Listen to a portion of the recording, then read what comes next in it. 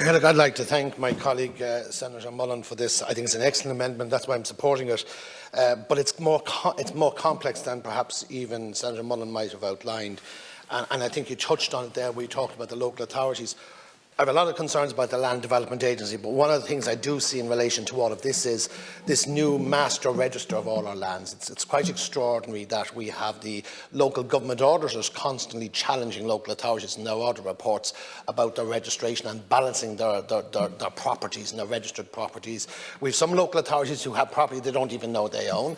I know in one local authority just here in Dublin that it thinks it owns some land that it doesn't own, and it's subject to a major legal challenge, and it's a very substantial piece of land, and I wouldn't even mention it here because they've been, for fear of another bunch of vultures be looking at it, but it's in a very, very affluent place by the coast and worth billions of pounds.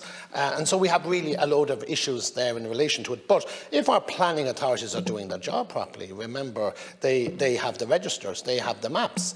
And you touched on it, Senator Mullen, you put it very well, where you have a number of local authorities that you called out there that don't even have derelict site registers active.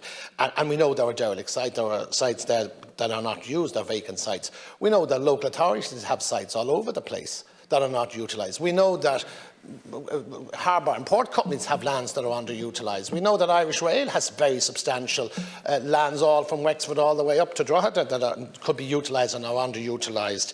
And so we have a whole range of issues there. And then, of course, we know the other side where local authorities will tell us we can't do anything about it because when we go and challenge it, or it goes either to the board or it goes to a judicial process, it costs a fortune. And in many cases, we know from tracing some of these that they're losing. It's actually costing local authorities to chase these up, and suddenly they become disheartened. So yes, there are a load of issues, but there can be no excuses, and particularly where local authorities have lands that they've done nothing about.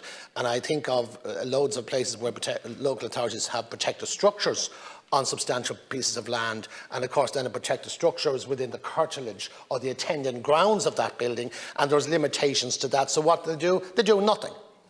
And so really, that's really unacceptable. And I do think, Minister, I think possibly with the Land Development Agency and doing its master plan already, as you know, there is this master plan on it. But I do think it's a situation where we now have so much land that has been granted permission, that's been hoarded up, it isn't being developed, there seems to be no penalty, there's no appetite within the local authority to do anything. And I'm going to suggest part of that is because they've done nothing about their own issues and their own problems. So you really, really made a very strong case. You've articulated those points well, and I hope that you'll be supportive of this in principle, because I think it's a really, really important piece. And I think we all know it, but I don't think it's been as well articulated as Senator Mullen has just done. Thank you. Thank you, Senator